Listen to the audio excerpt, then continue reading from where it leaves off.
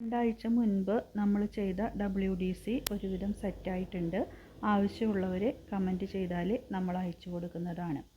പലരും ആ വീഡിയോകൾ കണ്ടിട്ട് ചോദിച്ചിരുന്നു ഇതെവിടെ നിന്നാണ് വാങ്ങുക, എങ്ങനെയാണ് വാങ്ങാൻ കിട്ടുക എന്നുള്ളതൊക്കെ. അപ്പോൾ ഇത് പല ഫേസ്ബുക്ക് വാട്സപ്പ് കൂട്ടായ്മകളും അതുപോലെ ആമസോൺ ഫ്ലിപ്കാർട്ട് പോലുള്ള ഓൺലൈൻ സൈറ്റുകളിൽ നിന്നൊക്കെ ഇത് വാങ്ങാനായിട്ട് സാധിക്കും. പക്ഷേ ഓരോ സാധനങ്ങളും വാങ്ങുമ്പോൾ അതിൻ്റെ ഗുണമേന്മ ഉറപ്പുവരുത്തേണ്ടത് അവരവരുടെ കടമയാണ്.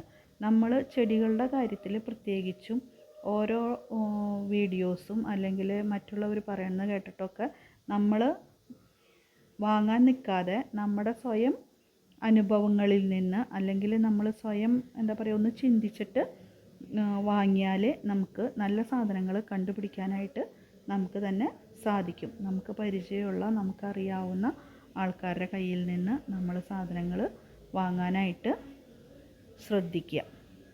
WDC എന്നത് ഒരു തരം ബാക്ടീരിയയാണെന്ന് നമ്മൾ മുൻപ് പറഞ്ഞു.